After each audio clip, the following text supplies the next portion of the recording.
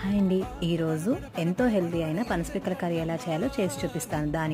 దానికోసం మనం శనగలు అలాగే పనసపిక్కలు ఒక గంట ముందు నానబెట్టుకోవాలి. తర్వాత ఒక కుక్కర్ తీసుకుని దొండకాయ ముక్కలు, ఈ నానబెట్టిన శనగలు అలాగే పనసపిక్క ముక్కలు అలాగే కొంచెం దొడ్డుప్పు వేసి ఒక విజిల్ వచ్చేంత వరకు ఉడికించుకోవాలి. తర్వాత పనసపిక్కల మీద పొట్టు కూడా తీసేసి పక్కన పెట్టుకోవాలి. ఇప్పుడు కారం కోసం మిక్సీ తీసుకుని 2 టేబుల్ స్పూన్ ధనియాలు, 1 స్పూన్ జీలకర్ర, 2 ఉల్లిపాయలు అలాగే వెల్లుల్లి, కారం, పసుపు వేసుకుని ముద్ద చేసుకుని పక్కన పెట్టుకోవాలి. ఇప్పుడు మూకుడు పెట్టుకుని 2 టేబుల్ స్పూన్ల నూనె, 1 స్పూన్ మినపప్పు అలాగే 2 టమాటాలు ముక్కలు వేసుకొని తర్వాత కారం కూడా వేసుకొని మనం బాగా మగ్గించుకోవాలండి. కారం, ఉప్పు అన్నీ వేసుకొని మగ్గించుకోవాలి.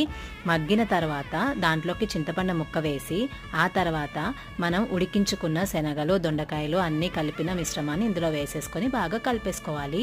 అంతేనండి, ఎంతో టేస్టీగా ఉండే పనసపిక్కల కర్రీ రెడీ అయిపోతుంది. లాస్ట్లో 1 టేబుల్ స్పూన్ నూనె వేసుకుంటే చాలు. ఈ కూర చాలా టేస్టీగా ఉంటుంది.